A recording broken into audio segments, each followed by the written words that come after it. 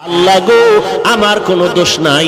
আমার মা বাবার কারণে আমি বেনামাজি হয়েছি, আমার মা বাবার কারণে কোরআন শিখতে পারি নাই, আমার মা বাবার কারণে আমি বেপরদাওয়ালা হয়েছি, আমার মা বাবার কারণে আজ আমি আদর্শ শিখতে পারি নাই। আমি জানতাম না ডক্টর ইউনুসকে আমার আব্বাই সুন্দর কইরা হাতে দইরা চিনাইয়া দিল, যেখান থেকে সুদের কারবার করবি ওর গডফাদার ডক্টর ইউনুস রে ভালো করে চিনে নাও। আমি জানতাম না আমার মা বাবায় আমাকে সুদের ব্যবসা শিখাইছে, জীবনে সুদের ব্যবসা আমি চিনতাম না, জানতাম না। আমার আব্বা জান মাঝে মাঝে মসজিদে যাইতো নামাজ আদায় করার জন্য, আমার বাবা কখন আমাকে ডাক দেয় না, চল বাবা নামাজে চল। আমার বাবা ওয়াজে যাইতো, আমার বাবা আমারে কখনো বলে নাই ওয়াজ মাহফিলে চল। আমার বাবায় জুমার নামাজে আদায় করতে যাইতো, আমার বাবায় কখনো ডেকে বলে নাই চল আমার সাথে জুমা আদায় করবি। আল্লাহর নবী বলেন আমি উত্তম আদর্শ নিয়ে আসলাম, গ্রহণ করো। কেমন উত্তম আদর্শ? আমার নবীর উত্তম আদর্শের মতো আদর্শ জমিনে নাই। কেমন উত্তম? আমার নবীর 63 বছর জীবনে নবী একটা মিথ্যা কথা জীবনে বলেন নাই। ও সিংগাইরের মুসলমান, এমন একজন নেতার নাম বলো যেই নেতা জীবনে মিথ্যা কথা বলে নাই। আসামিরে পিটাইতেছে ওসি সাহেব, কাঁদে না। আর ওয়াজ মাহফিলে মানুষ এক জায়গায় বসে কাঁদতেছে, কারণ কি? ওরে মারলো কে? নবীজির মতো দামি কোন ব্যক্তি পৃথিবীতে ছিল, আছে, আসবে?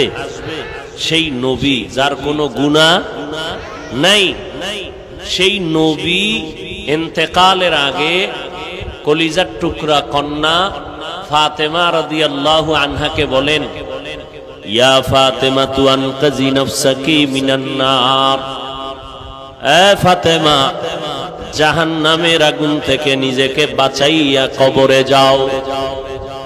কবরে গিয়া আমি মুহাম্মদের পরিচয় দিলে হবে না, আমল নিয়ে যাও, আমলের বিনিময়ে কবর তোমার সাথে ভালো আচরণ করবে। সহিহ হাদিস,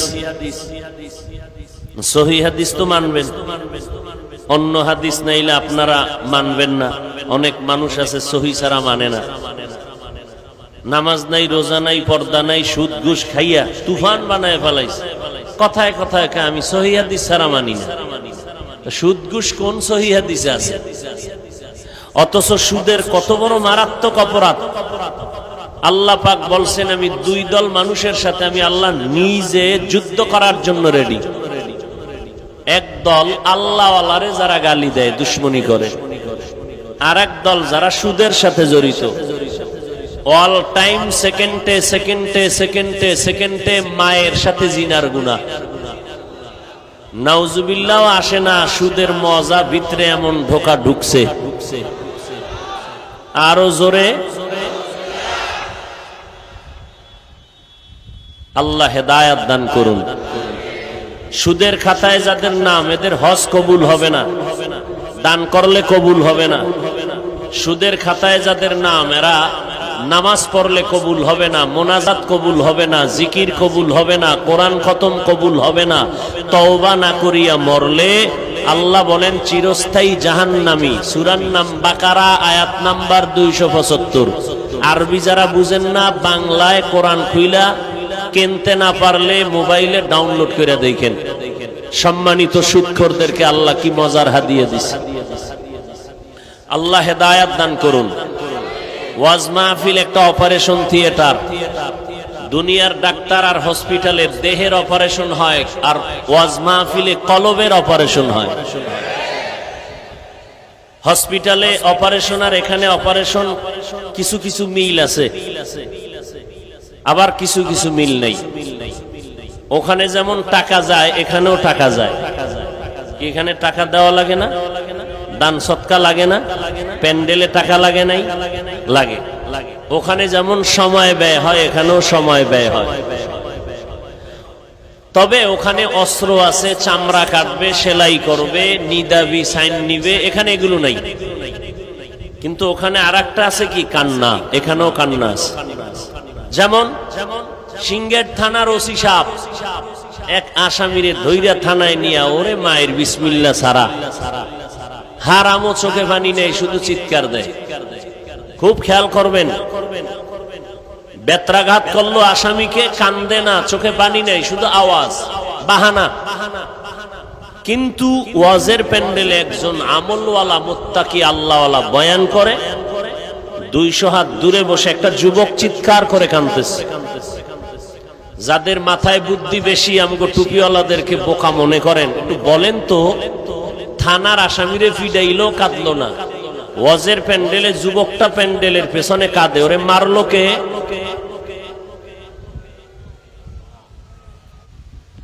আসামিরে পিডাইতেছে ওসি সাহেব, কাঁদে না। আর ওয়াজ মাহফিলে মানুষ এক জায়গায় বসে কাঁদতেছে, কারণ কি? ওরে মারলো কে? এর নাম কুদরতের অপারেশন। আসলে ওরে কেউ মারে নাই, আসমান থেকে ওর কলবের অপারেশন চলতেছে। হেদায়াতের মালিক আমার। নবীর বয়ানে কোনো ভেজাল আছে? নবীর মতো ভালো বক্তা আছে কেউ? সেই নবী 13 বছর বক্তাগিরি করলেন, আবু জাহাল কালেমা পড়ে নেই। নবীরে বেশি আদর করছেন আবু তালিব চাচা।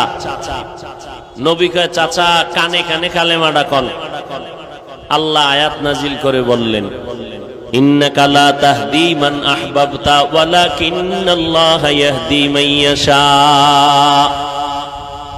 পয়গম্বর, আপনি যদি মুহাব্বত কাউকে করেন, হেদায়েতের মালা গলায় দিতে পারবেন না।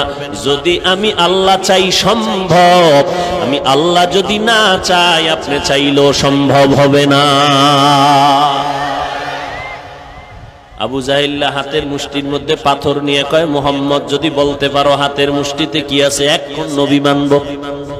নবী বলেন, আমি জানি না তোমার হাতে কি আছে। কেন জানো না? আমি গাইবের মালিক না, গাইবের মালিক আল্লাহ। হাতের মুষ্টিতে যা আছো তোরা আওয়াজ দে।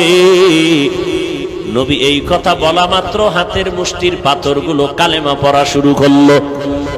আবু জাহাল পাথরগুলো ফালায় দিয়ে কয়, মুহাম্মদ এত বড় জাদুকর আগে জানি নাই। হেদায়েতের মালিক মান ইয়াহদিহিল্লাহু ফালা মুদিল্লা লাহু ওয়া মান ইউদ্লিলহু ফালা হাদিয়া লাহু। আল্লাহ তাআলা বলেন, আমি যাকে হেদায়েত দিব সে হেদায়েতের দরজা দিয়ে ঢুকে যাবে। দুনিয়ার কেউ তারে হেদায়েতের দরজা থেকে ফিরাতে পারবে না। আর যার কপাল বড় খারাপ, 1000 বার হেদায়েতের চেষ্টা করলেও কেউ তারে হেদায়েতের দরজা দিয়ে ঢুকাইতে পারবে না। এটাই তো দুনিয়ার নিয়ম। ধান তো সবাই চায়, মাঠের মধ্যে যেন আমার 10 মণ ধান হয়, একটা চিটাও যেন না হয়। আল্লাহ কয়, তোর বয়ান চলবে না, আমি প্রত্যেকটা ধানের পাশে চিটা দিয়ে দিব। এটাই আমি নিয়ম করে দিলাম।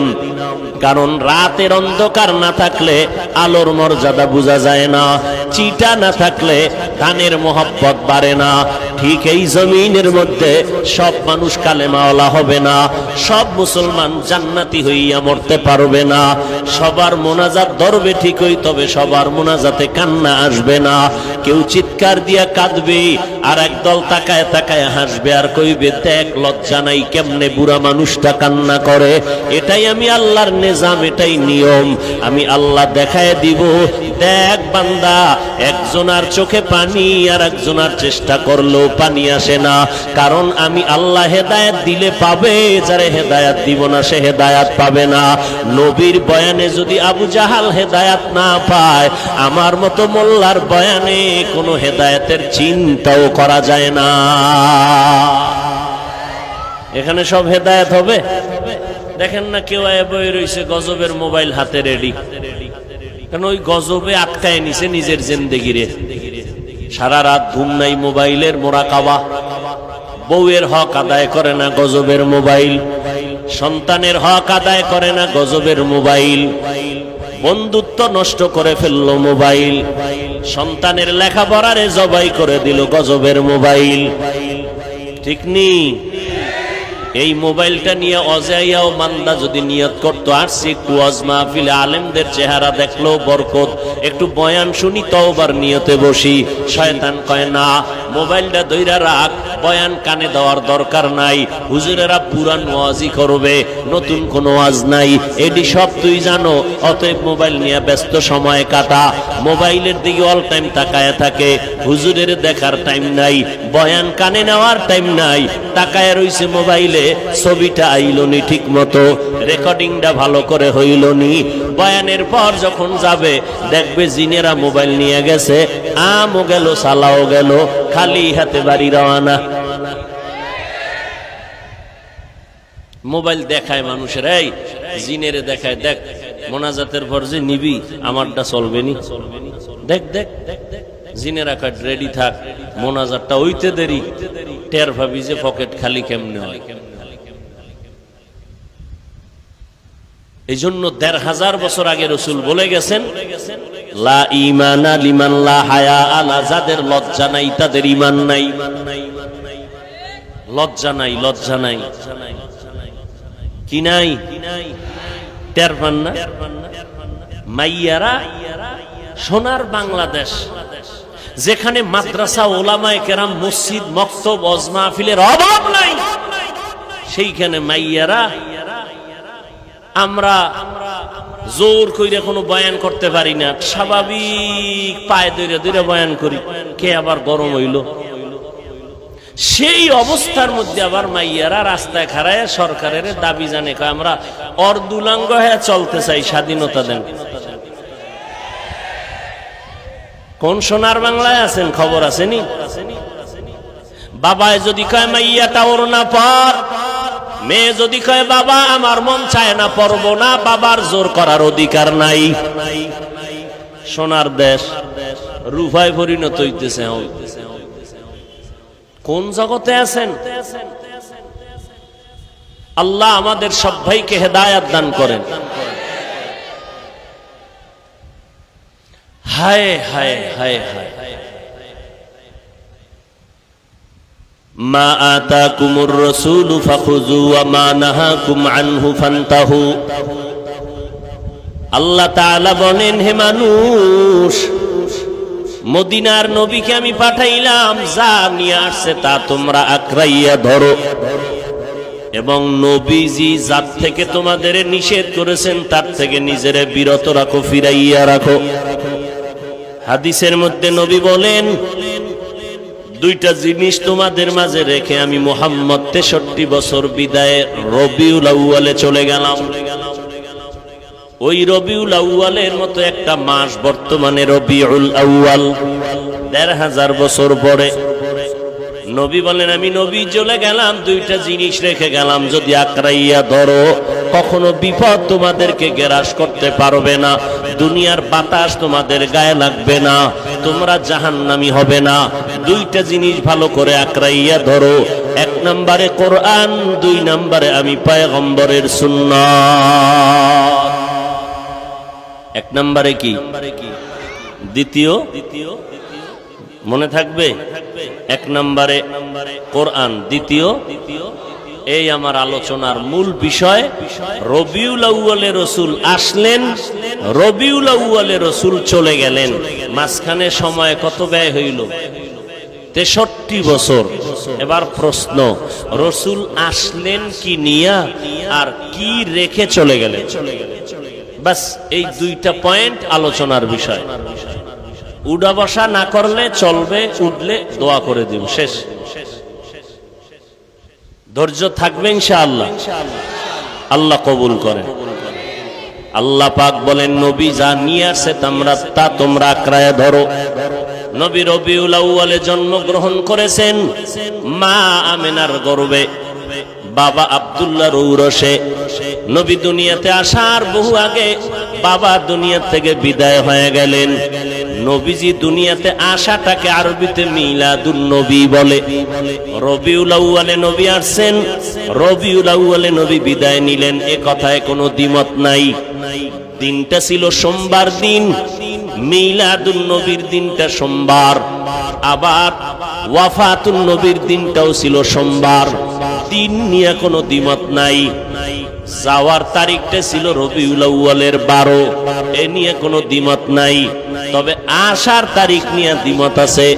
রবিউল আউয়ালে আসছেন ঠিক, সোমবার দিন আসছেন ঠিক, তবে কত তারিখ?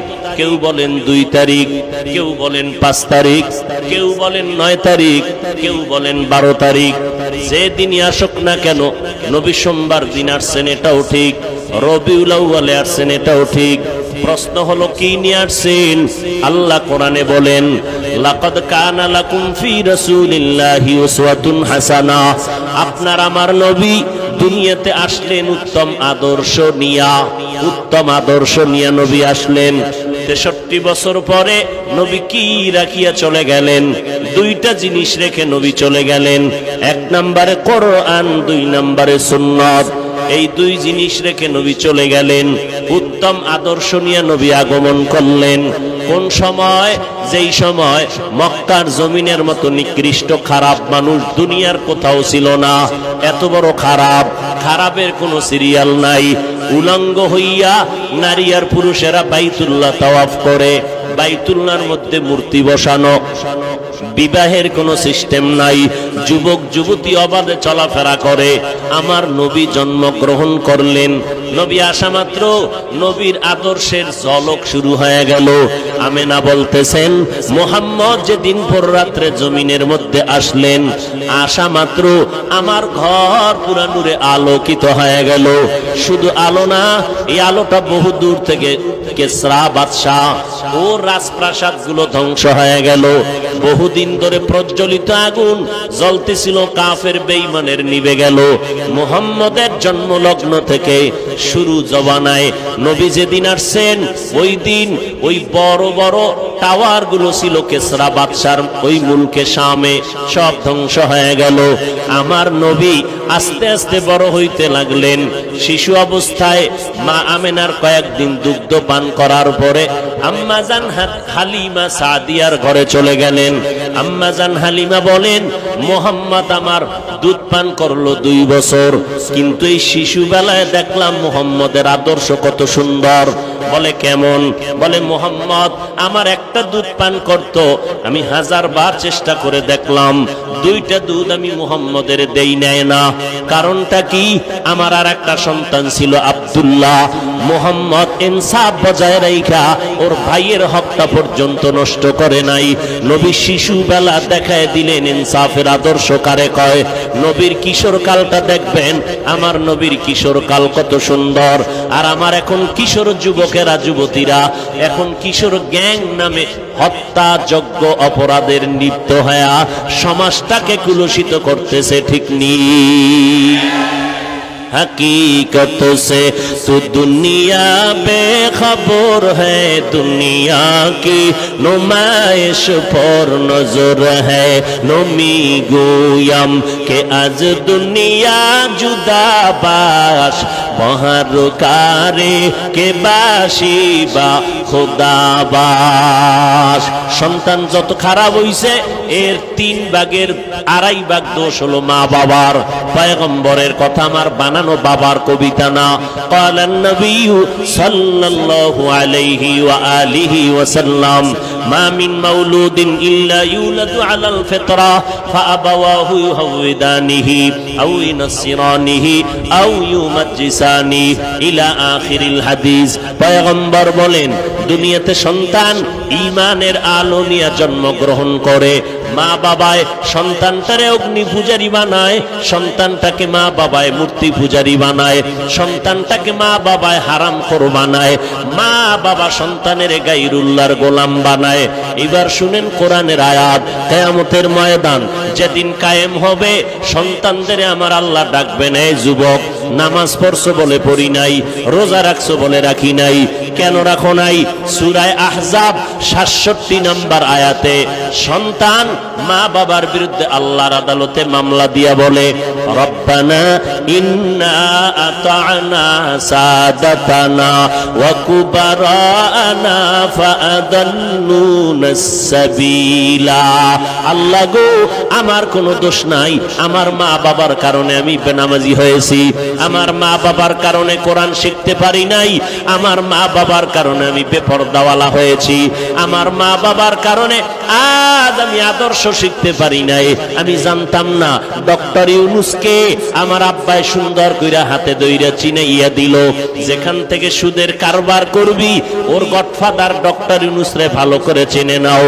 আমি জানতাম না আমার মা বাবায় আমাকে সুদের ব্যবসা শিখাইছে, জীবনে সুদের ব্যবসা আমি চিনতাম না, জানতাম না। আমার আব্বা জান মাঝে মাঝে মসজিদে যাইতো নামাজ আদায় করার জন্য, আমার বাবা কখন আমাকে ডাক দেয় না, চল বাবা নামাজে চল। আমার বাবা ওয়াজে যাইতো, আমার বাবা আমারে কখনো বলে নাই ওয়াজ মাহফিলে চল। আমার বাবায় জুমার নামাজে আদায় করতে যাইতো, আমার বাবায় কখনো ডেকে বলে নাই চল আমার সাথে জুমা আদায় করবি।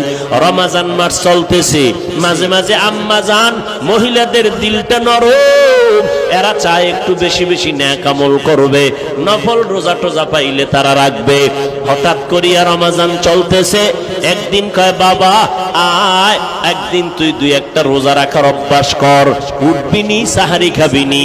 বাবা একাই খবরদার আমার সন্তানটারে রোজা রাখাইও না, এই অল্প বয়সে সন্তানটারে যদি রোজাদার বানাও শরীরটা নষ্ট হয়ে যাবে। আমার বাবার কারণে আমি রোজা রাখতে পারি নাই। আল্লাহ গো, আমারে আটকাইও না, তুমি আমার মা বাবারে আটকায় দাও। এবার আল্লাহ কইব, তোরে না আমি একটু জ্ঞান ট্যান দিছিলাম, কোনটা ভালো কোনটা মন্দ যাচাই করার দিছিলেন, তো জ্ঞান খাটাইয়া ভালো লাইনটা গ্রহণ করে নিলি না কেন? এবার সন্তান বলবে, আল্লাহ আসলে এটা আমার জ্ঞানের সাথে একটু বেয়াদবি গাদ্দারি একটু হয়ে গেছে, উল্টা পাল্টা। তাহলে আজকে তোর জ্ঞানের বিচার হবে। দলিল কোরআনের আয়াত, ইন্নাস সামআ ওয়াল বাসারা ওয়াল ফুআদ কুল্লু উলাইকা কানা আনহু মাসউলা। আল্লাহ তাআলা বলেন চোখের বিচার হবে, কানের বিচার হবে, অন্তরের বিচার হবে, পালাবার কোনো সুযোগ নাই। এবার বলবে আল্লাহ আমার বিবেকের যদি বিচার করো, তোমার কাছে আমার একটা আবদার আছে, যেই মা বাবার কারণে আজ আমি বেনামাজি হইলাম, বেপরদাওয়ালা হইলাম, কোরআন পড়তে পারলাম না। ও আল্লাহ আমার মা বাবায় যদি একটু চেষ্টা করতো তো আমি পারতাম। ঠিক আছে আমি ভুল করেছি, আমার বিবেক দিয়া সমাধান করি নাই, আজকে আমাকে শাস্তি দিবা মেনে নিলাম, তবে আবদার আমারে যেই শাস্তি দিবা তার ডবল শাস্তি আমার মা বাবাকে দিতে হবে। কোরআন শরীফের আয়াত, রব্বানা আতিহিম যিফাইনি মিনাল আযাব ওয়ালআনহুম লা'নান কাবীরা। খালি সন্তানের জন্য তাবিজ চান, হুজুর তাবিজ দেন, তেল ভরা দেন, পানি ভরা দেন। সন্তান ঘাড় সোজা করে চলে, বাঁকা করে মা বাবার খেদমত করে না। এইরকম এক বিচার লইয়া বাবায় গেছে গরম সাহাবী ওমরের কাছে। খলিফাতুল মুসলিমিন ওমর তো এমন ওমর, টপ লেভেলের টেরোরিস্ট, পৃথিবীর চ্যাম্পিয়ন সন্ত্রাসী, বিশ্বনবীর গর্দান কাটতে যে যায় সে বিশ্ব সন্ত্রাসী ছাড়া আর কে? সেই ওমর রসুলের আদর্শ পাইয়া কেমন দামি হলো। ওমর যেই পথে চলে শয়তান ওই পথে চলে না। বালিশে মাথা লাগায় আধা মিনিট চিন্তা করেন তো, যেই শয়তান আল্লাহরে যুক্তি দিয়া বয় দিল, সেজদা করলো না আদম রে, কেমন বেডা ওমর যে শয়তান ভয় পায়। অর্ধজাহানের খলিফা হযরত ওমর হাতেরে বালিশ বানাইয়া রাস্তার মধ্যে মাঠের মধ্যে ঘুমায়, কোনো পাহারাদার নাই। অর্ধজাহানের খলিফা ওমর, সাথে কোনো সিকিউরিটি গার্ড নাই। দুশমনেরা তরবারি নিয়ে ঘুরে, ওমরের পাইলে মেরে ফেলবে। কোথায় ওমরের সুযোগ মতো পাই না, হঠাৎ খবর পাইল ওমর সুন্দর একটা খোলা ময়দানে একা ঘুমায়। দুশ্মন কয় এই সুযোগ হাতছাড়া করা যায় না। তরবারিটি নিয়ে যখন দুশ্মন আগাইল, এক কদম সামনে যায়, 5 কদম পেছনে যায়, অন্তরে ভয় আর ভয় আর ভয়। ওমরের কাছে কোনো অস্ত্র নাই, এরপর দুশ্মন কেন ভয় পায় বুঝি না। আমরা হুজুরেরা ফকিন্নির দল, আমগো টাকা নাই পয়সা নাই, মাদ্রাসা চালাই, দুনিয়া মানুষের আমগো দান সৎকা করে, আমাদের যাকাতের টাকা দেয়, আমাদের মাদ্রাসায় দান করে তো মাদ্রাসা চলে, আমাদের ইমামতি চলে মানুষের বেতন দিয়া, মানুষ বেতন দেয় তো আমাদের ইমামতি চলতেছে। আমরা চূড়ান্ত ফকিন্নি। আবার অনেক জাতি ভাইরা আমরা ভিক্ষা করে খাই। এত কিছু পাওয়ার পরেও বেঈমান যাদের অস্ত্রের অভাব নাই, টাকার অভাব নাই, ক্ষমতার চেয়ারের গরমের অভাব নাই, এরপরও তারা কেন না জানি হুজুরের ভয় পায়, আলেম ওলামাদের ভয় পায়। যদি ভয় না পাইতো আলেমের লিস্টি নাস্তিকেরা করত না। আমরা হিন্দুদের বিরুদ্ধে কখনো এই স্লোগান নাই, আমরা হিন্দুদের বিরুদ্ধে কোনো বয়ান করি না, খ্রিস্টানের বিরুদ্ধে কখনো বয়ান করি না। কেন করমু? টাইম কই? ওরে মুসলমানেরই তো সাইজ কইরা টাইম পাই না, 12 মাস শেষ। ফজরের পরে বয়ান, জহুরের পরে বয়ান, আসরের পরে বয়ান, মাগরিবের পরে বয়ান করলাম কেরানীগঞ্জ। এইভাবে প্রতিদিন বয়ান চলে 12টা মাস। বৃষ্টি নাই, রৌদ্র নাই, পায়ে ধরে ধরে ধরে ধরে বয়ান করি। মনে হয় যেন আমি আপনার টাকার কেনা গোলাম। একটা কথা উচ্চ কণ্ঠে বলি না, মাথাটা নত কইরা বারবার পায়ে হাত দিয়ে বারবার বলি, ভাইজান 5 ওয়াক্ত নামাজ পড়েন, মা বাবার খেদমত করবেন, নবীর তরিকা মতো ব্যবসা করেন, স্কুলে পড়েন, কলেজে পড়েন, চাকরি করেন, ব্যবসা করেন, নবীর তরিকা মতো 5 বেলার নামাজ পড়েন। এত পায়ে ধরিয়া বলার পর 2-1টা কথা গরম হইয়া গেল নাকি? আবার মাঝে মাঝে ক্ষমা চাই। ভাইজানেরা মনে কোনো কষ্ট নিবেন না, ক্ষমা করবেন। আবার মোনাজাতে আল্লাহর দরবারে হাত তুলে ক্ষমা চাই, আল্লাহ মেহেরবানি করে জীবনের গুনাহ মাফ করে দেন, আজকের বয়ানের ভুল ত্রুটি মাফ করে দেন। এত বিনয় হইয়া বলার পর এরপরও 12টা মাস বয়ানে মুসলমান নামাজি হয় না। মুসলমানের সংখ্যা বাড়তেছে, মসজিদে জায়গা নাই, 1তলা মসজিদ, 2তলা, 3তলা, 4তলা, মেইন রোড পর্যন্ত ব্লক হইয়া যায়। গুলশানে জুমায় যাই, 11টার আগে পুরা রোড ঘাট ভর্তি হয়ে যায়। মসজিদে মুসল্লি এত বেশি, কিন্তু দেখলাম তাকাইয়া কপাল বড় খারাপ। জুমায় ঢুকলো, ইমাম সাহেবের সাথে 2 রাকাত নামাজ, আগেও সুন্নাত পড়ে না, পরেরটাও পড়ে না। সালাম ফিরানের পরে এত জোরে দৌড় দিছে, আর একজন আর জোতা নিয়ে ঘরে হাজির। তারা খাইলে কয় টেস্ট করে দেখলাম। টের পাইছেননি? মসজিদ ভরা মুসল্লি। আপনাদের এলাকায় জুমার দিন, আজকে জুমা গেছে, মুসল্লি কম না বেশি? এই মুসল্লিগুলি কোথার থেকে আসছে? ওই সাটুরিয়ার থেকে না? তাহলে ওই ঢাকা কোথার থেকে আসছে? এই এলাকার। এরা ফজরে চুরি করতে গেছিল, তো ফজরে মসজিদে আইলো না কেন? আবার জুমা ফইরা দৌড়, আসরে নাই কেন? রসুলের ভবিষ্যৎবাণী কিয়ামতের আলামত। মসজিদ বাড়বে, টাইলস হবে, মোজাইক হবে, মানুষের অন্তর সুন্দর হবে না। কয়েকদিন আগে আপনারা দেখছেন না, সভাপতি তাও পুরা পাওয়ার পায় নাই, ভার প্রাপ্ত। মসজিদের খাদেমের ধুমধাম ফিডাইয়া এবার গোষ্ঠী শুদ্ধা সব রসাতলে গেছি গা। মাইক দইরা মাপ চাইলো, চাওয়ার পরে এমন বউ গাইলে গ্যাস ওগামাত বাড়ি করতে হয়। খবর নাই, ফেসবুক চালান আপনারা, আমি কেমনে গই? এই হলো দুনিয়া। এবার চিন্তা করেন যে আমাদের মুসলমানের কি হালাত। অন্যদের বয়ান করব কখন? অথচ এই সব বাদ দিয়ে আমারে যদি 6 মাসের জন্য হিন্দুদের মন্দিরে বসায় দিতা, 6 মাসে সব দেশের হিন্দু কালেমাওয়ালা হয়ে যেত ইনশাআল্লাহ। আমরা মুসলমান হেদায়েতে আসি না কেন? ওই নামাজ না পড়লেও যে মনে করে হুজুর গো থেকে আমগো দিল পরিষ্কার, এই জন্য হেদায়েত হয় না। সে তো মনে করে আমি তো মুসলমান, আমি তো হুজুরের থেকে ভালো, তাহলে হুজুরের বয়ান জীবনে আর কলবে ঢুকবে না, কারণ সে নিজেকে মনে করে হুজুরের থেকেও কি ভালো, তো ও হুজুরের বয়ান জীবনে অন্তরে ঢুকবে না, এই জন্য হেদায়েত হয় না। একটা হিন্দু মসজিদের কিনারা দিয়ে যদি যায় মাথা নত করে, মহিলারা গেলে কাপড় টেনে দেয়, আর আমগো আম্মা জানেরা বোনেরা ওড়না টানবে কচু, গলার মাফলা বানাইয়া টান টান করে হেঁটে যায়। স্বাধীন দেশ, কথা বললেই তোমার বিপদ। কি বয়ান শুনবেন বলেন? কোন লাইনে বয়ান করলে মানুষ হেদায়েতে আসবে বলেন? নবীর ওয়াজে হেদায়েত না পাইলে আমার ওয়াজ তো টাইমই নেই।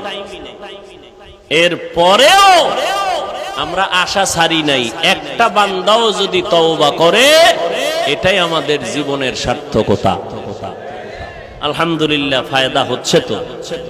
বহু যুবক আলহামদুলিল্লাহ স্কুলে পড়ে, কলেজে পড়ে, কিন্তু 5 বেলার নামাজ বাদ দেয় না। আছে না নাই? এটা ওয়াজের ফসল, তাবলীগের ফসল, আল্লাহওয়ালাদের বরকত। এই ওয়াজ মাহফিলও যদি বন্ধ হয়ে যাইতো তাহলে আমরা উপরে মানুষ উত্তর থেকেও খারাপ হয়ে যেত। উপরে ফিটফাট, ভিতরে কুকুরের থেকেও খারাপ, হিংস্র জানোয়ারের থেকেও অন্তর খারাপ হয়ে গেছে আমাদের। ভাই বাইরে চাই মেরে ফেলবে। এই সোনার বাংলায় কি দেখেন নাই বলেন? মা নিজের সন্তান ফ্রিজে আটকায় মেরে ফেলাইছে। এই সোনার বাংলায় কি দেখতে চান? বাবা নিজের মেয়েটাকে হোটেলে রাখছে, রাইখা কয় আজকের জন্য তুই স্ত্রী। এ তো সোনার বাংলার খবর। হাটহাজারী থানায় এই কয়েক মাস আগে, 1 বছর হয় নাই, হাটহাজারী থানা চট্টগ্রাম, 2 ভাই ভাগে টাকা দিয়ে একতলা ছাদ দিয়ে বিল্ডিং করছে। 2 ভাই 2 পাশে থাকে। এবার ডানা কাটা ফরি আনছে না ঘরের ভিতরে বিয়ে কইরা, এমন ডানা কাইটা দিছে, ও ডানা কাটা ফরি নিয়ে আইছে। সুন্দরী রূপসী বিশ্ব সুন্দরী ডানা কাটা পরি ঘরে নেওয়ার পরে এই পরিতে আইসা কয় বাপ মার লাগে থাকা যাবে না, ডানা কাটো, কাইডা হেনতে চলো। বাস ছেলেরে জুদা করায় দিল, মা বাবার থেকে আলাদা।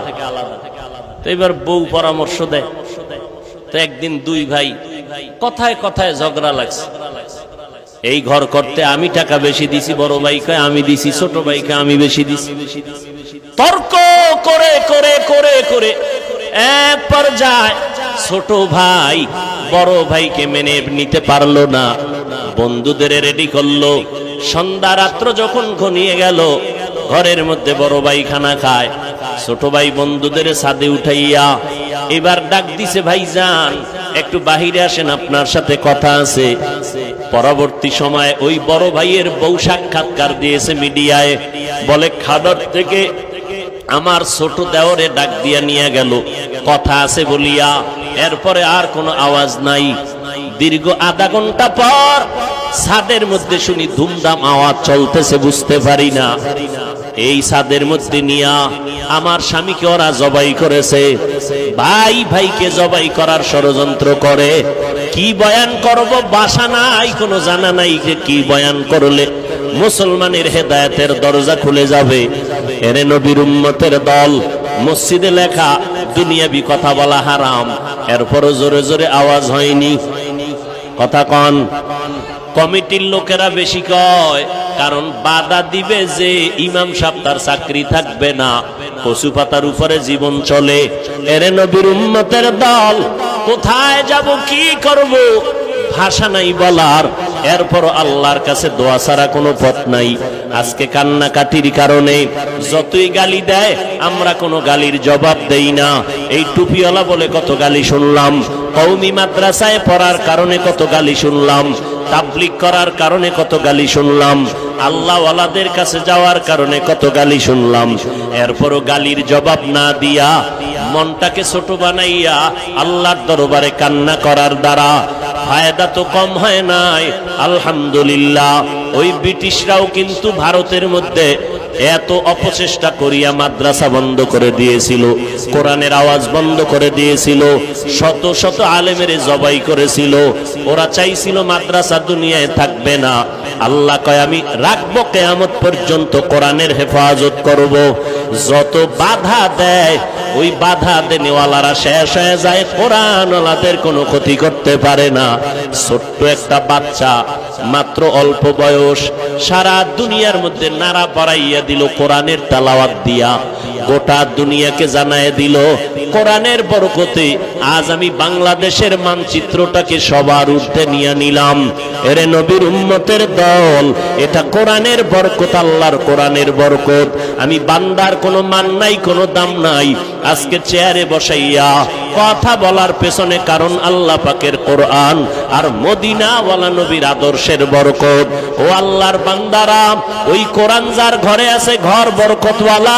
ওই কোরআনের সাথে যে কাপড় লাগে কাপড়টাও দামি, ওই কোরআনে যে কাঠ লাগে কাঠ রেহাল হয় সে রেহালটাও দামি।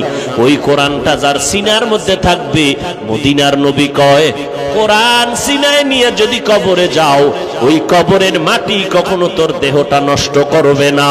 এরে নবীর উম্মতের দল, আল্লাহর কোরআন এত দামি, আল্লাহর নবী কয় দুইটা জিনিস রেখে আমি বিদায় নিলাম। এক নম্বরে কোরআন, দুই নম্বরে আমার সুন্নতের আমল। আল্লাহর কোরআন ধরবা সওয়াব, পড়বা সওয়াব, দেখবা সওয়াব। মদিনার নবী কয় কোরআনটা খুলিয়া যদি তাকাইয়া তাকাইয়া মোহাব্বতে দেখো, মরণের আগে কখনো চোখের পাওয়ার নষ্ট হবে না। কয়জন মুসলমান এখানে? সবাই মুসলমান, এখানে সবাই হাজী সাহেব, সবাই মুমিন মুসলমান। কিন্তু কয়জন মুসলমান বলতে পারবেন আমার ছেলেটা কোরআন পড়তে জানে, আমার মেয়েটা কোরআন পড়ে? মাইয়া ফোলা বিয়া দিছেন, ছেলেটা মাইয়া বিয়া দেওয়ার সময় ছেলে লেখাপড়া কি করছে, ছেলের বাড়ি গাড়ি কেমন, টাকা পয়সা কেমন, সব চিরুনি অভিযান দিয়া তালাশ কইরা বের করলা। মাইয়া যারে বিয়া দিবা ছেলেটা কোরআন পড়তে পারেনি, একবারও জিজ্ঞাসা করলা না রে বাবা কেমনে তোমার দ্বারা শান্তি জমিনে আসবে? আবার ছেলেরে বিয়া করাইতে মাইয়া আনবা, মাইয়ার গোষ্ঠী শুদ্ধ সব খবর নিলা, টাকা পয়সা সব খবর নিলা, মেয়েটা কোরআন পড়তে জানেনি, একবারও জিজ্ঞাসাও করলা না। খোদার কসম, যার সিনার মধ্যে কোরআন তেলাওয়াত থাকবে, যেই মাইয়া কোরআন পড়নেওয়ালা শ্বশুরের ঘরে আসবে, ওই কোরআন পড়নেওয়ালা মেয়েটা শ্বশুর শাশুড়িকে কোনোদিন কষ্ট দিবে না। আল্লাহর নবী বলেন আমি উত্তম আদর্শ নিয়ে আসলাম, গ্রহণ করো। কেমন উত্তম আদর্শ? আমার নবীর উত্তম আদর্শের মতো আদর্শ জমিনে নাই। কেমন উত্তম? আমার নবীর 63 বছর জীবনে নবী একটা মিথ্যা কথা জীবনে বলেন নাই। ও সিংগাইরের মুসলমান, এমন একজন নেতার নাম বলো যেই নেতা জীবনে মিথ্যা কথা বলে নাই।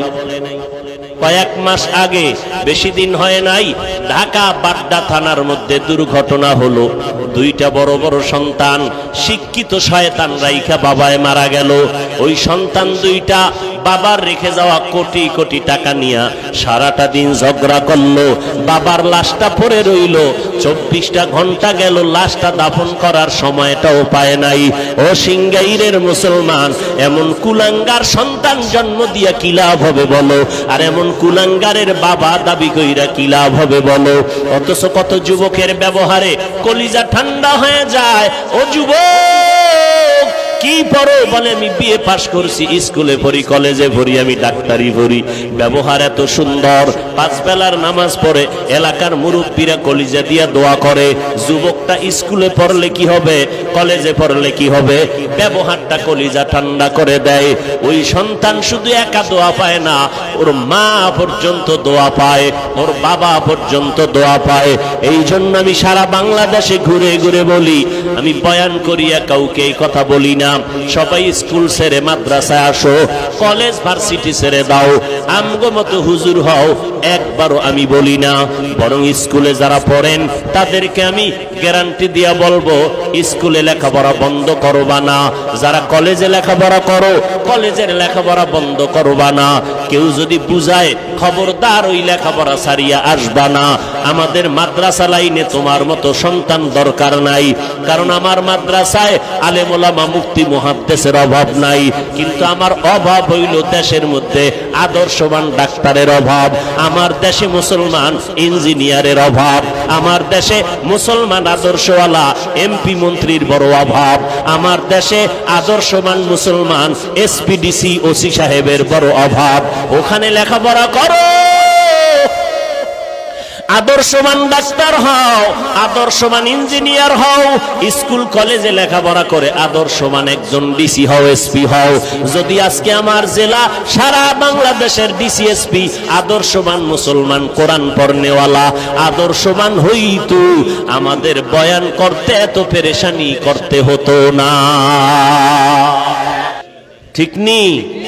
হাসতে হাসতে মিথ্যা কথা বলে, হাসতে হাসতে, অথচ একটা মিথ্যা কথা বলা কবিরা গুনাহ।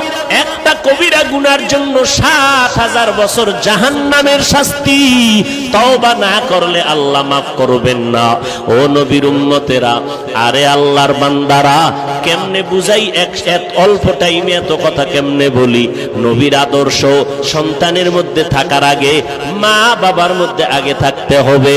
এরে নবীর উম্মতের দল, বলতেছিলাম ওমরের দরবারে, বাবায় বিচার নিয়ে গেল, আমার সন্তান আমাদের হক আদায় করে না। ওমর কয়, বিচার করার আগে আসামিরে হাজির করো। সন্তানটাকে হাজির করা হলো। সন্তান, মা বাবার হক কেন আদায় করো না? এবার সন্তান ডেকে বলে, খলিফাতুল মুসলিমিন, বেয়াদবি মাফ করবেন, আমি কি একটু কথা বলতে পারবো? অনুমতি আসেনি? ওমর বলে, বলো। বলে, ও খলিফাতুল মুসলিমিন, আব্বা আম্মার হক আমি আদায় করি নাই, আমার বিচার করবেন। ঠিক আছে, তবে আমি জানতে চাই, আব্বা আম্মার পক্ষ থেকে আমি সন্তানের উপরে কোনো হক আসেনি? ওমরে ফারুক বলেন, আছে। বলে, জানতে কি পারবো? ওমর বলে, জানতে পারবা। বলে, কেমনে? বলে, আমি বলে দেই, শুনে নাও। ও সন্তান, মা বাবাদেরকে বলতেছে। ওমর নিজে ডাক দিয়া কয়, এ সন্তানের মা বাবা, সন্তান যদি ভালো চাও, ১ নাম্বার হক হলো ভালো একটা মা ঘরের মধ্যে নাও।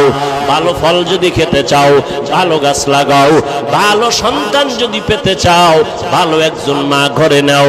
বলে, ভালো কেমনে বুঝবো? কিছু পাও আর না পাও, কোরআন পড়নেওয়ালা কিনা দেখে নাও। নাই কোরআন পড়নেওয়ালা? অভাব নাই। এরে নবীর উম্মতের দল, ওমর বলে, ১ নাম্বার হক হলো ভালো মা ঘরে নিবে। সন্তানটা ডেকে বলে, খলিফাতুল মুসলিমিন, আমার আব্বাজান প্রথম হকটা আদায় করে নাই। একটা অধর্মী কন্যা সন্তান বিয়ে করে ঘরে আনলো, ভালো মা ঘরে আনে নাই। চরিত্রহীনা মা ভালো মা ঘরে আনতে পারে নাই। ওমর বলে, ২ নাম্বার হক, ও সন্তানের মা বাবা, সন্তান যদি ভালো পেতে চাও, আল্লাহর দরবারে দোয়া করো। ইব্রাহিম নবী আল্লাহর দরবারে দোয়া করলেন, রব্বি হাবিলি মিনাস সালিহিন। আপনারা আল্লাহর দরবারে দোয়া করবেন, রব্বানা ইন্নাকা সামিউদ দুআ। আল্লাহর দরবারে নেককার সন্তান চাওয়া লাগবে, আল্লাহ নেককার সন্তান দান করবে। আতিনা ফি দারে দুনিয়া না হাসান, আতিনা ফি দারে উকবানা হাসান, ইয়া গিয়াসাল মুস্তাগীসিন হদিনা লাফতিখারা বিল উলুমি ওয়াল গিনা। পেরেশানি হতে হতো, গান বাজাইতে অনুমতি লাগে না, ওয়াজের অনুমতি নিতে নিতে চামড়া শেষ হয়ে যায়, এত ওয়াজ লাগবে না। ওরে আল্লাহর বান্দা, এই ওয়াজের মাধ্যমে আমরা কাউকে গালি দেই না, বরং পায়ে ধইরা ধইরা ধইরা ধইরা বিনয়ের সাথে বয়ান কইরা বুঝাই। সুদ খাইও না, ঘুষ খাইও না। র্যাব, আর্মি, পুলিশ, বিডিআর, সরকার মিলিয়া এই বাংলাদেশে মদ বন্ধ করতে পারে নাই, গাঞ্জা বন্ধ করতে পারে নাই, তাস আর জুয়া বন্ধ করতে পারে নাই।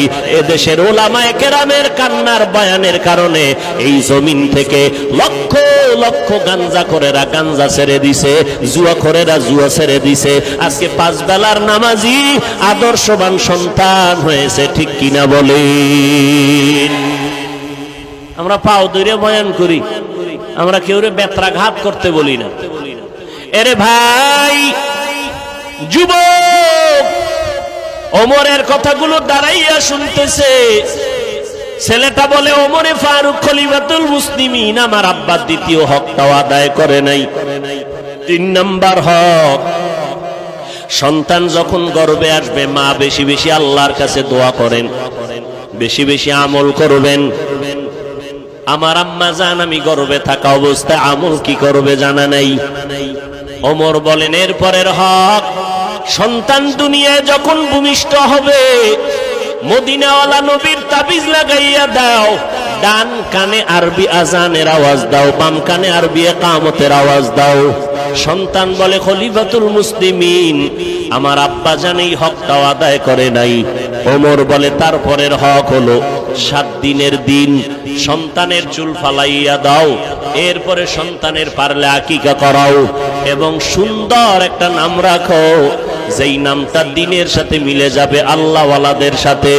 কারণ মদিনার নবী বলেন, কিয়ামতের ময়দানে আল্লাহ হবেন রহিম, বান্দাকে জাহান্নামে দিতে চাইবেন না। বাহানা খুঁজবেন, কোন একটা লাইন পাওয়া যায়নি জান্নাতে দেওয়ার। দেখবে বান্দার নেক আমল নাই জান্নাতে দেওয়ার মতো। আল্লাহ শেষ পর্যন্ত খুঁজে দেখবে বান্দার নামটা ইসলামের লাইনে আসেনি, আমার কোন খাস বান্দা কোরআনওয়ালার সাথে মিল আসেনি। নবী বলেন, যখন বান্দার নামটা কোরআনওয়ালার সাথে দেখবে মিলে গেছে, আল্লাহ বলবে, যা আমার বন্ধুর নামের বরকতে তোরে জান্নাত দিয়ে দিলাম।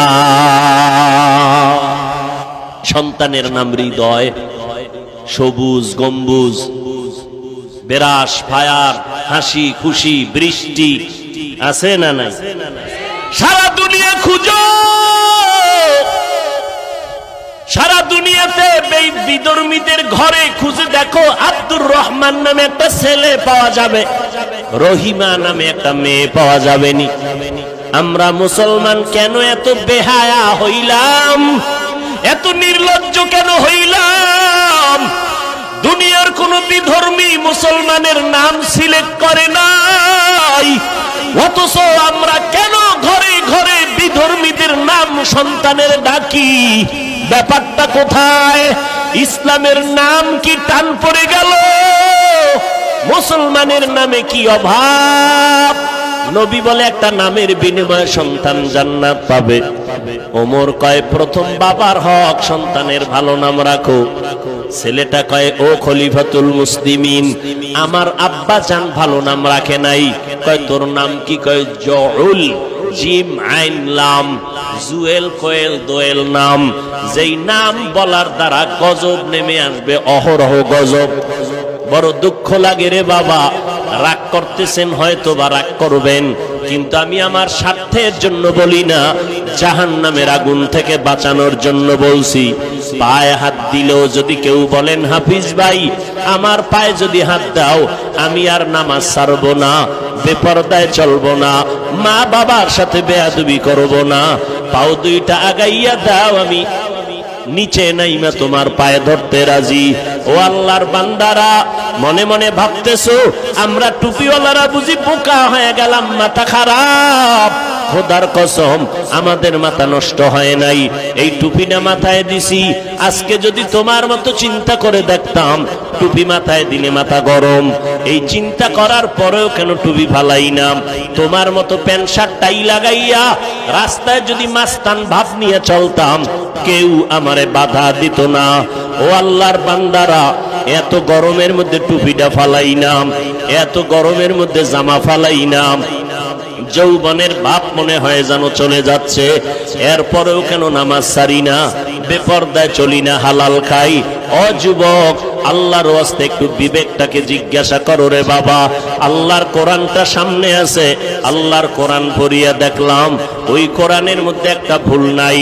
কত বড় বড় বিধর্মীরা আল্লাহর কোরআনের ভুল বের করার জন্য প্রচেষ্টা করলো, একটা ভুল তো বের করতে পারলো না, বরং মাথা নত করিয়া কালেমাওয়ালা মুসলমান হয়ে গেল। তাহলে আপনার বিবেকটাকে জিজ্ঞাসা করেন, আপনি কেন পারেন না? আপনার মতো আমার মতো বান্দা রাস্তায় গাড়ি চালায়, ড্রাইভারি করে, এক বেলার নামাজও বাদ দেয় না। আপনার বিবেক নামের আদালতকে বলেন আপনি কেন পারবেন না? আপনার আমার মতো যুবক সন্তান, আপনার আমার মতো বান্দাটা শ্রমিকের কাজ করে, নদীর মধ্যে মাছ ধরে, কৃষি কাজ করে, গামছা বিছাইয়া নামাজ পড়ে নেয়, এক বেলার নামাজও বন্ধ করে না। যুবকেরা কয়দিন আর দুনিয়াতে বাহাদুরি করবা? আমি আপনাদেরকে নামাজি হতে বলছি ঠিকই, কিন্তু আমাদের মতো বড় হুজুর হওয়ার আপনার দরকার নাই। স্কুল কলেজে পড়েন, যে লাইনে থাকেন, চাকরি করেন, ব্যবসা করেন, ওখানে থাকিয়া 5 বেলার নামাজ পড়বেন, মা বাবার দোয়া নিয়ে চলবেন, নবীর আদর্শওয়ালা জিন্দেগি নিয়ে চলবেন, দেখবেন লেখাপড়ার মধ্যে বরকত হবে, কামাই রুজির মধ্যে বরকত বেড়ে যাবে। ও যুবক আল্লাহর গোলাম, আজকে মনে মনে ভাবতেছেন হুজুরদের কথা মানিয়া যদি নবীর আদর্শ মেনে চলিত, স্বাধীনতা নষ্ট হয়ে যাবে। ও আল্লাহর বান্দারা, আপনারা আমাকে একটু জবাব দিবেন, আমরা যারা নবীর তরিকা মেনে চলি আর আপনারা যারা নবীর তরিকা মানেন না, বলেন আপনারা আমাদের থেকে কত আগাইয়া আছেন সম্মানে? আমি আপনাকে রেজাল্ট দিয়া যাই, যদি ভুল বলি আমাকে দাঁড়াইয়া বলবেন, আমি সবার সামনে তওবা করে নিব। ও ভাইজানেরা, আপনারা যারা নামাজ পড়েন না, নবীর তরিকা মানেন না, আমি তাকাইয়া দেখলাম, গভীরভাবে গবেষণা করে দেখলাম, আপনারাও যেমন 3 বেলা খান, আমরা নবীর তরিকা ঠিক রাখিয়াও 3 বেলা খাইতেছি। শুধু 3 বেলা না, আমরা আরো বেশি খাই, আপনাদের থেকে অনেক বেশি। যখন পাই তখনই পাই আর খাই, পিওর খানা খাই, হালাল ভাবে খাই, কোনো হারাম খাই না, ইয়াবা খাই না, বিড়ি মুখে নেই না, গাঞ্জা মুখে নেই না, মদের বোতল নেই না, পিওর খানা খাই, আলহামদুলিল্লাহ, দিমাগ নষ্ট হয় না। যারা বিড়ি টানবে, গাঞ্জা খাবে, মদ পান করবে, রসুলের আদর্শ বিরুদ্ধে, নবী বলেন তাদের দিমাগ নষ্ট হয়ে যাবে, তাদের অন্তরের পার্স গুলো নষ্ট হয়ে যাবে। ও আল্লাহর বান্দারা, আমরা আলহামদুলিল্লাহ আপনাদের মতোই তো খানা খাইতেছি। নাম্বার 2, আপনারা নবীর তরিকা বাদ দিয়া আজকে ব্যবসা করেন, চাকরি করেন। আলহামদুলিল্লাহ, আমরা নবীর তরিকা ঠিক রাইখাও তো ব্যবসা চাকরি করতেছি। আমাদের লাইনে ব্যবসায়ী চাকরিজীবীর অভাব নাই। আপনি নবীর তরিকা বাদ দিয়া, মা বাবার খেদমত বাদ দিয়া আপনারা দেশ বিদেশ স্বাধীনভাবে সফর করেন। আলহামদুলিল্লাহ, আমরা নবীর তরিকা ঠিক রাখিয়াও তো দেশ বিদেশ সফর করি। আমাদের স্বাধীনতাও তো কখনো নষ্ট হলো না। আপনারাও যেমন স্বাধীনভাবে আছেন, আমরাও তো স্বাধীনভাবে আছি। শুধু তাই না, দেখা হলে এমপি সাহেব বলে হুজুর সালাম দোয়া চাই, মন্ত্রী মহোদয় বলে হুজুর সালাম দোয়া চাই, মানুষ দোয়ার জন্য দৌড়ায়। তাহলে নবীর তরিকা মানার কারণে তো আমগো স্বাধীনতা নষ্ট হয় নাই। এবার 2 নাম্বার, আপনার বিবেকের জিজ্ঞাসা করব, আমার মতো হুজুর না, মাওলানা না, আপনার লাইনে জেনারেল লাইনের মানুষ, সাধারণ মানুষের মধ্যে নজর করেন। আপনার মতো বান্দা স্কুল কলেজে পড়ে, নামাজি অভাব নাই। আপনার মতো বান্দা র্যাব, আর্মি, পুলিশ, বিডিআর এর চাকরি করে, 5 ওয়াক্ত নামাজি আছে না নাই? আপনি নিজেকে প্রশ্ন করেন, আপনি কেন পারবেন না? ও যুবক আল্লাহর গোলাম, আপনার কি মনটা চায় না? ও পর্দার আড়ালের আম্মা জানেরা, ও মা, আপনাদের এত দাম, আপনারা নবী না, তবে নবীদের মা, আপনারা সাহাবায়ে কেরামের মা, আপনারা উলামায়ে কেরামের মা, আপনারা হাফেজে কোরআনের মা, আপনাদের কত দাম। সারা রাত যদি শুধু আপনাদের মর্যাদার বয়ান করি শেষ করা যাবে না রে আম্মা জান। আপনাদের এত মর্যাদা, একজন আল্লাহর বান্দি নবীজির স্ত্রীর ঘরে গিয়া বলে, ও পয়গম্বরের স্ত্রী, আমাদের একটু অন্তরে ব্যথা। বলে কি? নবীরে জিজ্ঞাসা করে আমাদের জবাব দেন। পুরুষেরা গিয়া জানাজার ময়দানে সওয়াব কামাই করে, আমরা মহিলারা তো জানাজায় যাইতে পারি না, আমরা এত সওয়াব কেমনে পাবো? পুরুষেরা জুমার মসজিদে গিয়া সওয়াব কামাই করে, আমরা তো জুমায় যাইতে পারি না, আমাদের সওয়াব বুঝি কম হয়ে গেল? পুরুষেরা জিহাদের ময়দানে গিয়া সওয়াব কামাই করে, আমরা তো জিহাদের ময়দানে যেতে পারি না। নবীজির থেকে জবাব আইনা নবী জানায় দিলেন, ও স্ত্রী, নবীর পক্ষ থেকে তাদেরকে মহিলাদের জানায় দাও, কিয়ামত পর্যন্ত আনেওয়ালা নারীদের জানায় দাও। ও পর্দার আড়ালের মা বোনেরা, আল্লাহর নবী জবাব দিয়েছেন, পুরুষেরা জুমায় গিয়া সওয়াব পাবে, জানাজায় গিয়া সওয়াব পাবে। আপনার জানাজায় যাওয়া লাগবে না, জুমার মসজিদে যাওয়ার প্রয়োজন হবে না। ঘরের মধ্যে থাকিয়া স্বামীর মাল হেফাজত করবেন, সন্তানগুলো আদর্শওয়ালা বানাবেন, স্বামীর জন্য দোয়া করবেন, পর্দা রক্ষা করে চলবেন। যদি ঘরের মধ্যে বসিয়া নির্জন জায়গায় নামাজ পড়েন, মদিনার নবী বলেন, পুরুষেরা জিহাদের ময়দানে আর জানাজার ময়দানে জুমার মসজিদে গিয়া যেই পরিমাণ সওয়াব পাবে, আল্লাহ তাআলা নারীদেরকে ওই সওয়াব ঘরের মধ্যে দান করে দিবেন। এরপরও আমগো একদল হুজুরেরা পাগলের মতো হয়ে গেছে আম্মাজানদেরকে রাস্তায় নামানোর জন্য।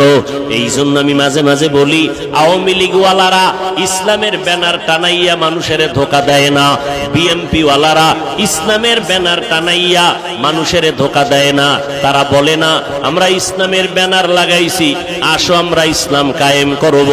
আওয়ামী লীগওয়ালারাও বলে না, অতএব তাদের নিয়ে টেনশন নাই, টেনশন আমাদের তাদেরকে নিয়ে যারা ইসলামের ব্যানার টানাইয়া আবার বলে আমি মাওলানা, আমি বড় ডক্টর, আমি বড় একজন আলেম, আলেমের নাম নিয়া বক্তা হইয়া চেয়ারে বৈশা উম্মতের সামনে বয়ান করে কয় নবীরাও ভুল করেছেন, আল্লাহ নবীদের দিয়া ভুল করাইছেন। তখন বড় সমস্যায় পড়ে যাই যখন একজন আলেম নামদারি স্টেজের মধ্যে বৈশা মানুষের কয় কোরআন শরীফের মধ্যে ভেজাল আছে। ও ভাইজানেরা, এই কথাগুলো তো ইন্ডিয়ার খবর না, সোনার বাংলার তাজা খবর। বেশি এক বছরও হয় নাই, কয়েক মাস আগের খবর শুনাইতেছি। ইউটিউব সার্চ দিয়া বের করো ওই বক্তা কারা।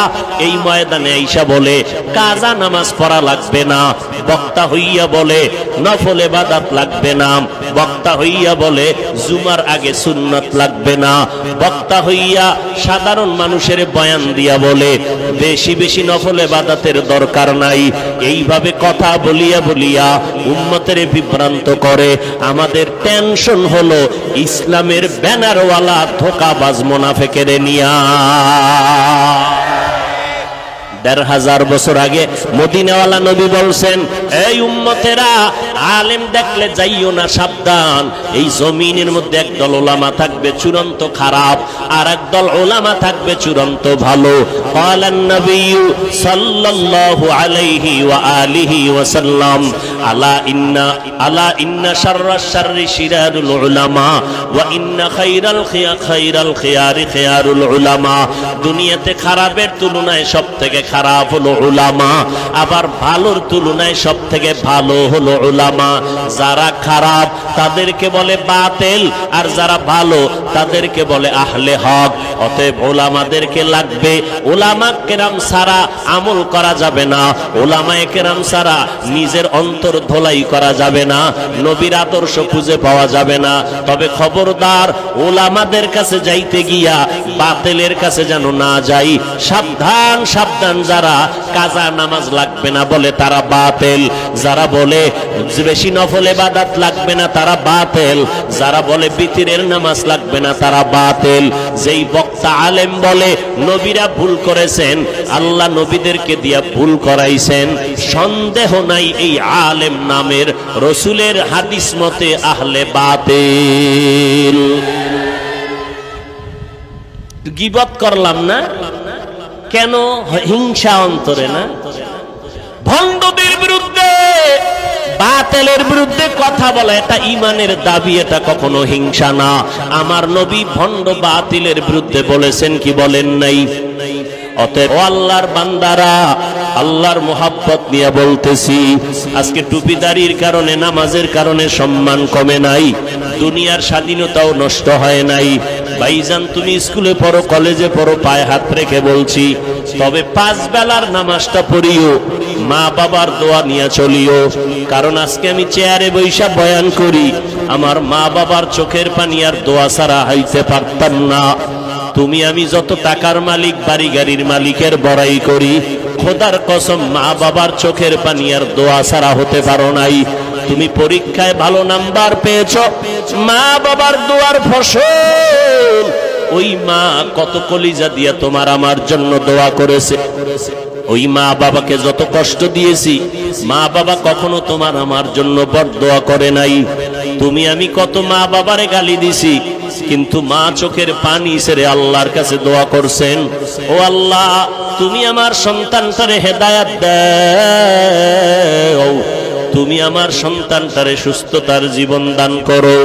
আজকে ওই মাকে যারা হারাইলা, ওই বাবাকে যারা হারাইয়া এতিমের মতো এখানে হাজির হয়েছো, ওই মা বাবা অসহায়ের মতো তোমার আমার দিকে দোয়ার অপেক্ষায় তাকাইয়া হেদায়েত দান করুন।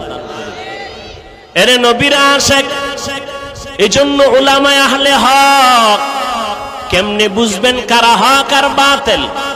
চিনা যায় না, কারণ সিটি গোলার স্বর্ণের কালারের মতো সব এক, ডিজাইনও এক। যারা উলামা হক তাদেরও দাড়ি আছে, টুপি আছে, যারা বাতিল তাদেরও দাড়ি টুপি আছে না নাই? চিনবেন কি করে কে বাতিল কে হক? স্বর্ণ আর সিটি গোল্ড চিনার মতো যেমন ব্যবস্থা আছে, হক বাতিল চিনার মতো ব্যবস্থা আছে। ওটা কোষ্ঠী পাথর, হক বাতিল আলেম চিনার কোষ্ঠী পাথর হলো কোরআন আর সুন্নত। আপনি বুঝবেন না, যাদের অন্তর চক্ষু খোলা আছে তারা দেখলে বুঝে ফেলবে। তবে স্বাভাবিক আওয়াজে বলে যাই সংক্ষেপে, যার বয়ানে দেখবেন দিলটা নরম হয়, যাদের বয়ানে আমল ভালো হয়, মানুষ জান্নাতের পথে আগায়, আমলওয়ালা হয়, তারাই হলো আহলে হক।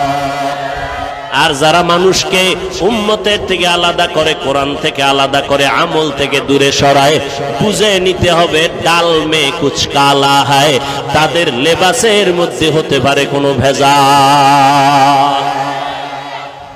এই ভেজাল মানিকগঞ্জ সিংগাইরে ঢুকে নাই। আল্লাহ হেদায়েত দান করুন। আরো আস্তে করে বলেন, রাগ করতেছেন? বাতিলের বিরুদ্ধে কথা বলা এটা ঈমান। কেউ হিংসা বলবেন না। গীবত হলেও এই গীবতে সওয়াব আছে। গীবতে কি আছে? দলিল ওয়াইলুল লিকুল্লি হুমাযাতিল লুমাযা সূরা আছে না? এটার বাংলা তরজমা পড়ে দেখেন, টের পাইবেন গীবত করলে কোন জায়গায় সওয়াব হয়। ওখানে লেখা আছে। ওর যুবক, ও পর্দার আড়ালের আম্মা জান, মনটা কি চায় না একটা আদর্শ সন্তানের মা বাবা হইয়া কবরে যাবেন? যদি মনেই চায়, এখন থেকে তৈরি হয়ে তওবা করেন। আল্লাহ তো দরজা খুলে রাখছেন। হাল মিন তাইবিন, ও বান্দা যারা তওবার নিয়ত করেছ, আমি দরজা খুলে দিলাম, তওবা করো। পাহাড় সম পরিমাণ যদি গুনাহ করো, আমি আল্লাহ তওবার বিনিময়ে সব গুনাহ মাফ করে দিব। ও বান্দা, আমার দরবারে ফিরে আসো। ও যুবক ভাইরা, কয়দিন আর দুনিয়াতে বাঁচবেন? এই মহামারী করোনায় কত প্রাণ চলে গেল। এমন কোন দিন নেই যুবকের লাশের খবর নাই। ও যুবক, পানির নিচে যুবকের লাশ, গাড়ির নিচে যুবকের লাশ। কয়দিন আর দুনিয়াতে বাঁচবি রে যুবক? এখনো সময় আছে, তওবা করে নাও। মনে করছো মাত্র 25 বছর বয়স, আরো 25 বছর বাঁচবো, গ্যারান্টি আসেনি? তাহলে হিন্দি গানের তার লাগাইয়া ঘুমাও। ভয় লাগে না যে ঘুমের মধ্যে যদি আজরাইল আইসা হাজির হয়? মদিনার নবীর তরিকারে জবাই করেছ রে যুবক। বেঈমানের পা চাটা গোলাম হইয়া মাথার চুলগুলো কেটে ইন্দুর আর বান্দরের সাইজ ধরলি কেন রে বাবা বলো? নবীরে চিনো নাই, নবীর মহব্বত অন্তরে জমা করতে পারো নাই। যদি আমার নবীরে চিন্তা, ১৫০০ বছর পরে আমার নবীর আদর্শ দেখা কত হিন্দু কালেমা পড়লো, কত খ্রিস্টান কালেমা পড়লো। দুঃখ লাগে মুসলমানের সন্তান সে নবীরে চিনে না।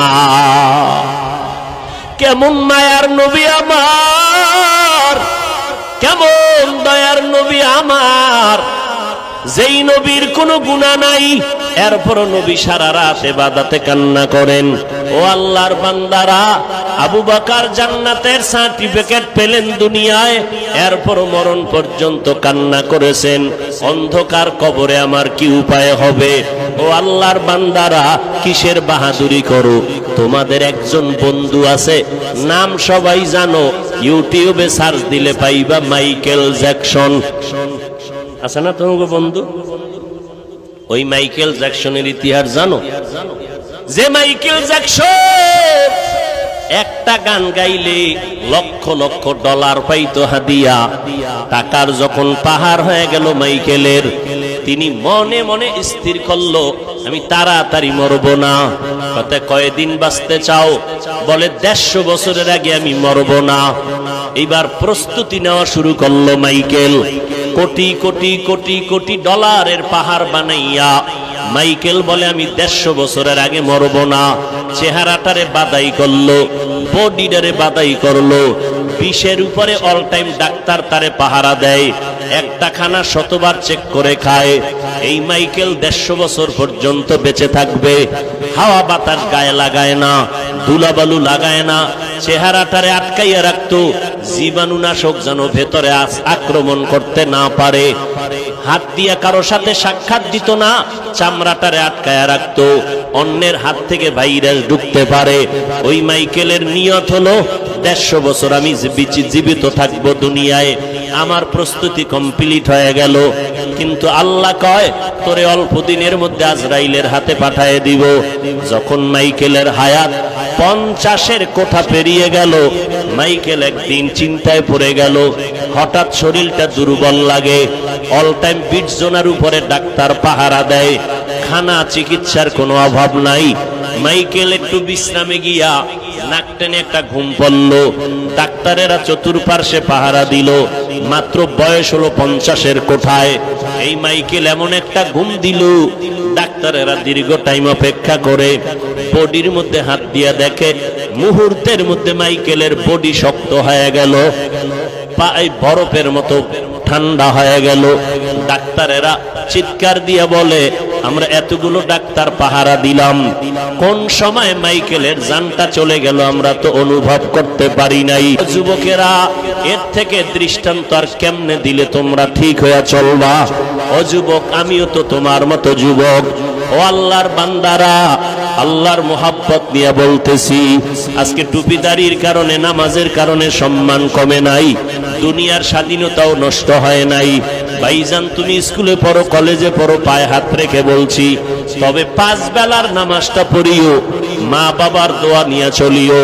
কারণ আজকে আমি চেয়ারে বৈশা বয়ান করি, আমার মা বাবার চোখের পানি আর দোয়া ছাড়া হইতে পারতাম না।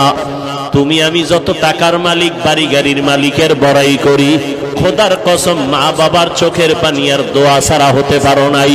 তুমি পরীক্ষায় ভালো নাম্বার পেয়েছো, মা বাবার দোয়ার ফসল। ওই মা কত কলিজা দিয়া তোমার আমার জন্য দোয়া করেছে। ওই মা বাবাকে যত কষ্ট দিয়েছি, মা বাবা কখনো তোমার আমার জন্য বরদোয়া করে নাই। তুমি আমি কত মা বাবারে গালি দিছি, কিন্তু মা চোখের পানি ছেড়ে আল্লাহর কাছে দোয়া করছেন, ও আল্লাহ তুমি আমার সন্তানটারে হেদায়েত দাও, তুমি আমার সন্তানটারে সুস্থতার জীবন দান করো। আজকে ওই মাকে যারা হারাইলা, ওই বাবাকে যারা হারাইয়া এতিমের মতো এখানে হাজির হয়েছো, ওই মা বাবা অসহায়ের মতো তোমার আমার দিকে দোয়ার অপেক্ষায় তাকাইয়াছে।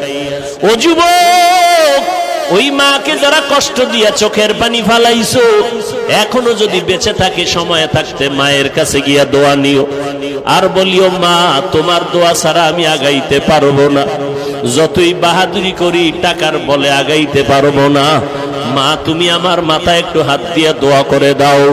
আল্লাহর শপথ, মা যদি মাথায় হাত দিয়ে দোয়া করে দেয় সাথে সাথে আরশে আজিমে কবুল হয়ে যাবে। মাকে গিয়া বলবা, মা আজকে ওয়াজ মাহফিলে গেলাম, সবাই মোনাজাত ধরলো, আমিও মোনাজাত ধরলাম, কিন্তু আমার চোখে পানি আসলো না কেন?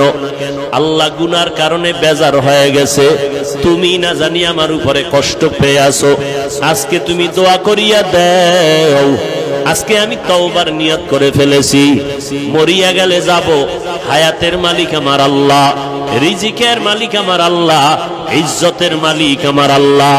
অতএব আমি দুনিয়ার কারো ভয় আর নামাজ ছাড়ব না, নবীর তরিকার উপরে চলবো, মা বাবা তোমার খেদমত করে চলবো, ওলামায়ে কেরামের দোয়া নিয়ে সুন্নতের আমল করব, দেশ এবং জাতির বিরুদ্ধে কোনো ষড়যন্ত্রে লিপ্ত হব না, অন্যায় ভাবে কারো উপরে জুলুম করব না, কারো হক নষ্ট করব না, মিথ্যা কথা বলবো না, কারো ক্ষতি করার চেষ্টা করব না। ও আল্লাহর বান্দারা, তওবার নিয়ত এখনো করতে পারো, না হয় দুনিয়ার থেকে যেদিন বিদায় হয়ে যাইবা। আজকে আমি বক্তা হয়ে এখানে বসছি, আপনারা শ্রোতা, আমার ডানে বামে সামনে ভক্তবৃন্দের অভাব নাই, আপনারও দেখতেছেন টাকা পয়সা ভক্তবৃন্দের অভাব নাই, কিন্তু একবারও কি চিন্তা করেছেন যেদিন চক্ষু দুইটা বন্ধ হয়ে যাবে, আমি হাফিজুর রহমানকে যেমন 3টা সাদা কাফন দেওয়া হবে, আমার গায়ের গেঞ্জিটা বেলেট দিয়া আমার আপন জনেরা কেটে কেটে রেখে দিবে, ওই বাজারে গিয়া 3টা পাতলা সাদা কাফন এনে প্যাকেট বানায় দিবে। আপনি শ্রোতা গরিব, আপনাকেও 3টা সাদা কাফন পরায় দিবে। কে ধনী কে গরিব কোনো ভেদাভেদ রাখবে না, ধনীর জন্য যেমন 3টা কালা সাদা কাফন, আপনারও 3টা সাদা কাফন, ইমাম সাহেবের যেমন 3 কাফন, মুক্তাদিরও তেমন 3 কাফন, ডাক্তারেরও যেমন কাফন কালার এক, রোগীর জন্য তেমন কাফনের কালার এক। ওই কবরের মধ্যে যখন নিয়ে যাবে, ওই কবরে পাড়াইয়া মাটি দিয়ে সব বিদায় হয়ে যাবে।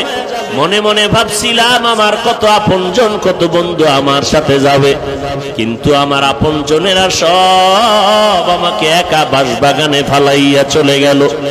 নবীজি বলেন, ওই কবরে এখন কেউ নাই। আমারে যদি আজকে রাত্রে একটা ছোট্ট রুমে বাতি বন্ধ করে বাহির দিয়া তালা লাগাইয়া কয় তুই রাত্রে ঘুমা, আমি দরজা ভেঙ্গে ফেলবো, চিল্লাবো। আমি একা রুমে থাকতে পারি না, বড় ভয় লাগে, অন্ধকারে থাকতে পারি না, বড় ভয়। এরে যুবক, একটু মাথাটা নত করে চিন্তা কর, ওই অন্ধকার কবরে যখন রেখে আসবে কেমনে একা থাকবি? যেই কবরে ডানে বামে মাটি, অন্ধকার, কোনো বিছানাও নাই। ওরে নবীর কথা মিথ্যা মনে করিস না রে যুবক, আল্লাহর কোরআনটাকে মিথ্যা মনে করিও না রে বাবা। লক্ষ লক্ষ নবীরা মিথ্যা কথা বলেন নাই, লক্ষ লক্ষ সাহাবায়ে কেরাম মিথ্যা বলতে পারেন না, কোটি কোটি ওলামায়ে কেরামরা মিথ্যা মনে বলতে পারেন না।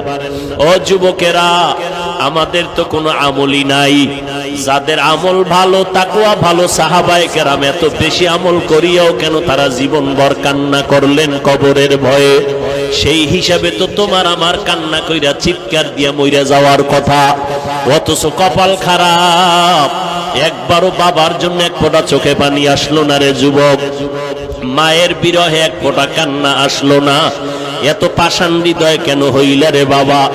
এখনো পারলে 2টা চোখ বন্ধ করে আমার মাওলারে অন্তর দিয়া ডাকো আর মনে মনে বলো, হে মালিক, এই ময়দানে আমার মতো গুনাহগার কেউ নাই রে আল্লাহ।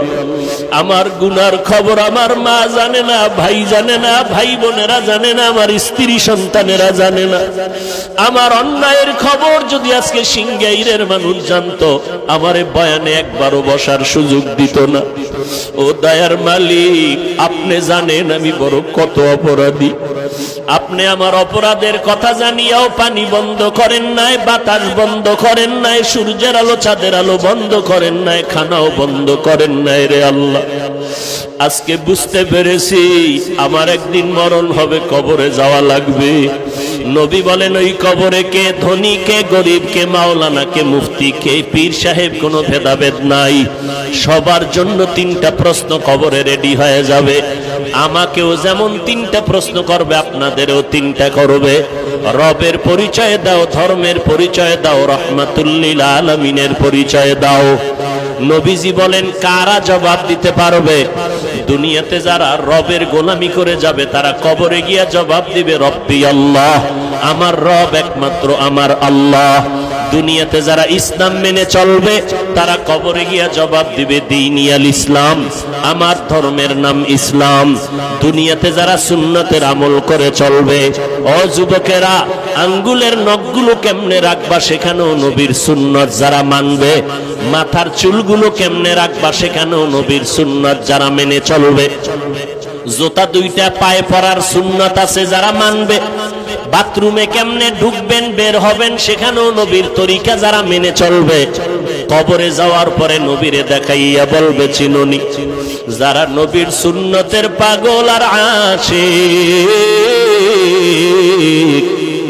নবীর একটা নজর দেখা মাত্র চিনে ফেলবে।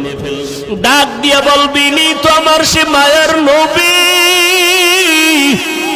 যেই নবীরে না দেখে টুপি পরেছিলাম, দাড়ি রেখেছিলাম, মা বাবার খেদমত করেছিলাম, ওলামায়ে কেরামের কথায় নামাজ পড়েছি। আল্লাহ সাথে সাথে গাইবি আওয়াজ দিয়া বলবেন এরে ফেরেশতা, আমার বান্দাটারে আর কষ্ট দিও না। দুনিয়াতে আমার বান্দা আমার মোহাব্বতের কারণে খাইতে পারে নাই, ঘুমাইতে পারে নাই। যখন সবাই ঘুমায় গেছে, পশু পাখি ঘুমায় গেছে, নদীর মাছও ঘুমায় গেছে, আমার এই আশেক বান্দা তখন ওযু বানাইয়া জায়নামাজটা বিছাইয়া আমার আল্লাহর জিকির করেছে। ওই গভীর রজনীতে আমি আল্লাহকে আল্লাহ বলে ডেকেছে।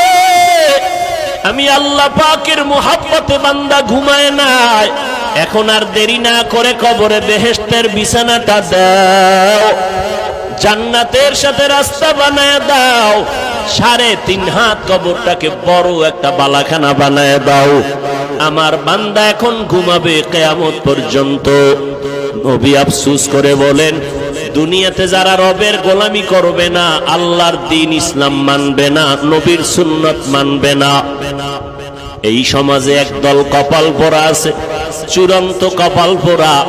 নিজেও নামাজ পড়ে না, যারা নামাজ পড়ে তাদেরকেও পছন্দ করে না, নিজেও পর্দা করে না, যারা পর্দা করে তাদেরকেও পছন্দ করে না।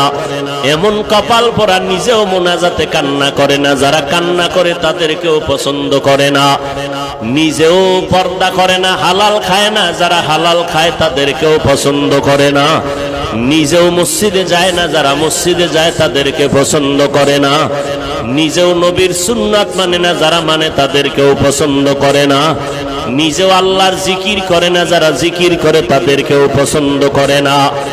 এমন গুনাহগার তওবা না করিয়া যদি কবরে যায় 3টা প্রশ্নের একটা জবাবও দিতে পারবে না। নবীজি বলেন তখন আমার আল্লাহ গায়বী আওয়াজ দিয়া রাগান্বিত হয়ে বলবেন, ও ফেরেশতা, এই নাফরমানের আর কোনো সুযোগ দিও না। দুনিয়াতে আমি কম সুযোগ দেই নাই।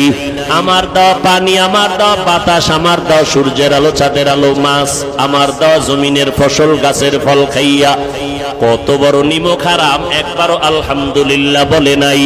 ওলামায়ে কেরাম পায়ে ধরে ধরে নামাজের কথা বলতো, এক বেলার নামাজে মসজিদে যায় নাই। এখন আর সুযোগ দিও না, কবরে জাহান্নামের বিছানাটা দিয়া দাও, জাহান্নামের সাথে রাস্তা খুলে দাও।